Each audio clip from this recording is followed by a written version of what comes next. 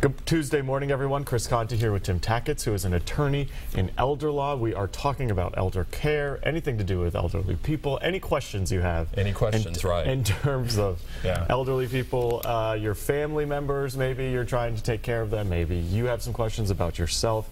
The number here, if you want to talk to us, 615-737-PLUS, 615-737-PLUS.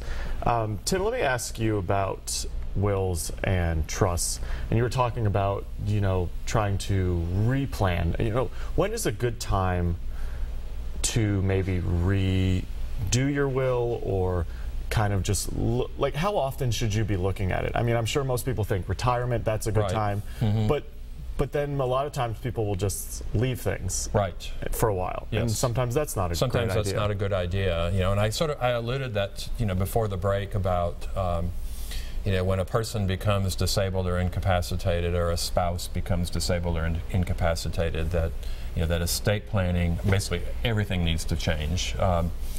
And so the biggest mistake that we see when we are planning for an older client, or particularly for spouses, is that they don't plan for the incapacity or the disability of their other spouse. Most people, when they walk into our office, or many of them when they walk into their office, they have what's sometimes referred to as, they call it an I love you will. Whereas I give everything to my spouse, my wife's give everything to me, and that's your, and then at the death of the survivor of us, it goes to our children in equal shares. And that may be a good plan for people who, so if you're a younger person, and you have minor children, that's not a good plan, because you have to plan for the, if both of you pass away, and you're survived by a 12-year-old and an 8-year-old, you got to do something there. That needs to change. Then people, when your children get older, and then they've flown the coop, and everybody's in good health, and then each spouse leaves everything to the other. But then when you get older and you have a disabled or incapacitated spouse, then you have to start thinking about, what am I going to do if I'm Irene, and my wife, my husband Elmer is got Alzheimer's disease. What if I pass away before he does? Do I leave everything to him because he's not going to be able to manage it? How are his long-term care costs going to be paid? What if he's in a nursing home? Is it all going to have to go to the nursing home, or can we set it aside in a trust? Should I bypass my husband and leave everything to the children? In other words, disinherit my husband? Those are the kind of questions that people have. And so, when you have a disabled or incapacitated spouse, you have to plan for that possibility that, okay, I die first and I leave everything to my husband. How's he going to manage it? So, in those circumstances, a very common mistake that we see is people either do nothing, I hope maybe my husband will die before I do, or maybe they'll leave everything to the children and hope that the children will do the right thing, but that doesn't often happen either. So those are the kind of situations that we look at, is that's how estate planning needs to change, particularly when you're a spouse. If you have a disabled, or if you're survived by a disabled or incapacitated child, and you leave everything to that child, then it creates problems for that child. A lot of what we do in elder law, is what are the needs of our clients? Did they have need for extended long-term care? Is it short-term? How do we plan for that possibility? If in our estate planning, what if someone passes away? Is there a vehicle to manage their estate and making sure that their needs are met? Those are the kind of things that we're always looking at. Well, and I think a lot of times people are almost scared, is that the right word? Yeah. Of kind of confronting these things, like estates and wills, because it's a lot to think about, it's a lot to deal with, not to mention you're also confronting death. You're thinking about death, and what that means. I was thinking about, I have this friend of mine from college who her dad was probably close to 60, and right before Christmas of this year died in a plane crash. And he had a small business that he owned, had no will, no trust, nothing. And so she's 20, in her late 20s, and has a younger sister, and now they because there's no will, no trust, he has a lot of debtors, you know, because he owned a business, all of these things, and nothing was set up. And so now they're the ones left to kind of navigate these really murky waters, on top of which dealing with the death of their father. And so when people don't plan for these things and they don't start, you know, thinking and dealing with those kinds of situations, even though they haven't happened yet, you leave some people really in the lurch when, you're not doing you're not doing your family a favor by not you know, not sitting down and looking at that. You know, like the person, I mean, nobody expects to die in a plane crash when they're, you know, they're 60, but at the same time, I mean, who knows? You know, you have a business owner there and he's going, you know, what could he have done? You know, you start thinking about that is that, are the children involved in the business? You know, what is their business succession plan? You know, is who's going to take over when he, you know, what if he becomes disabled or incapacitated? You know, how's his business going to be taken over? You know, and that's exactly right when you start thinking about, you know, nobody likes to sit down and think about that. You know, because it means thinking about death. Thinking about death. I mean, it means thinking about, okay, I'm going to die. How do I deal with this? And, and that's not it's not an easy thing to discuss. Exactly, and we have people that walk in and they're talking about estate planning, and you know, one of the things that we do in all of our estate planning is in addition to, you know, we look at, okay, how do you want your property to go? You know, which is sort of the traditional estate planning. You know, but we also look at things like powers of attorney. Okay, who's going to be the person that's going to take over if you become disabled or incapacitated?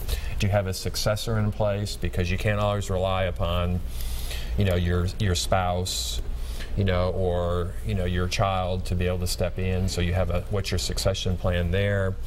Do you have healthcare decision making in place?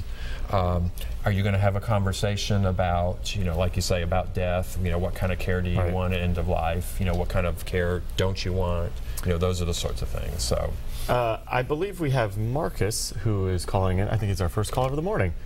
Good morning. Hey, Marcus, this is Chris and Tim. If you wouldn't mind, first, just tell us where you're calling from, and also tell us your age, so we have a better idea of where you're coming from on your question here. Yes, I'm calling from Old Hickory. Okay. And I'm 35. 35, okay. All right. So what's your question? And this is, I have an elderly relative that is showing the early signs of dementia, and I know that she wrote a will about 10 years ago before she started eliciting signs. And I was just wondering, is this something that we should address at some point going forward? She has a fairly substantial estate. What do you think, Tim? Well, I think probably what you're looking at there is that not only, obviously, he needs to look at the will, you know, but also look at, you know, what other issues that are involved in, you know, making sure that her needs are met. Okay, is she living at home? Is she living at home, Marcus, or? She is. Okay, and you know, so is she successful living at home, or do you see problems in the future, or are they like are you in those problems right now? I can see some issues arising in the future. She's starting to have some problems. She used to cook a lot, and she's still trying to cook, but it's not. She's leaving dishes on the pans on the stove and stuff like that, and it's just, you can just tell that she's gradually losing some of her faculties. Right. So is she able to? What is she able to do for herself? She's able to, you know, all of her, you know, sanitary needs and all that. She's able to take baths and showers and stuff.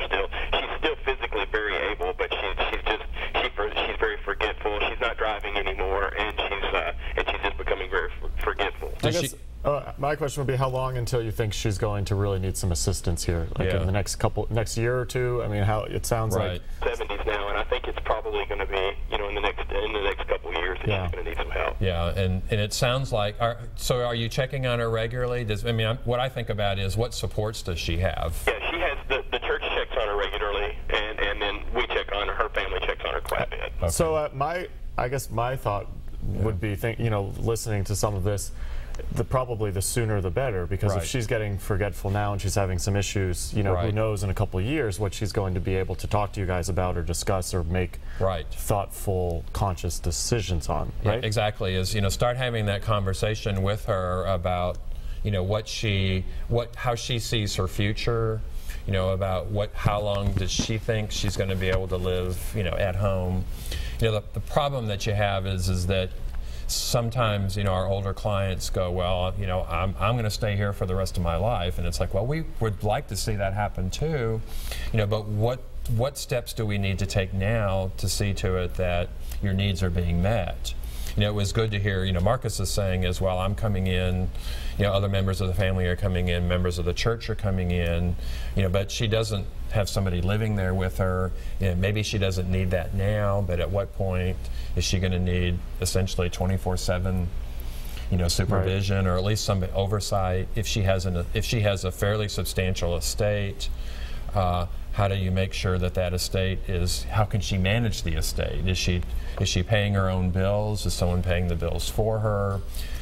Because individuals like that, they become vulnerable to elder financial abuse. Yeah. People start showing up at the... Well, and the thing too, when you have a fairly large estate, is then it gets even more complicated in terms of splitting things up, because there's more... Exactly. There's more to go around, and who knows, at what point... Who are the beneficiaries of her estate? And, there could be 10 grandchildren and, great grandkids, and that, and you really have to start breaking things down. I've been through this with a few great aunts, and it gets complicated. Absolutely. And it gets tricky, and there's some conversations that are not. And as Marcus was saying, she's been, the will is 10 years old, and maybe it's time to pull that out again and see if those are still reflect your wishes. Right. Do we need to make changes there? So. We want to remind you that we are taking calls here. Lucy, I see you on line 1. We're going to get to you after this break. If you would like to call in and talk to Tim, you got a question for either one of us about elder law, the number to call is 615-737+. Again, that's 615-737+. Tim is here taking your questions. He's an attorney in elder law. We will be continuing to take your calls all throughout the morning, and we will be right back after this quick break.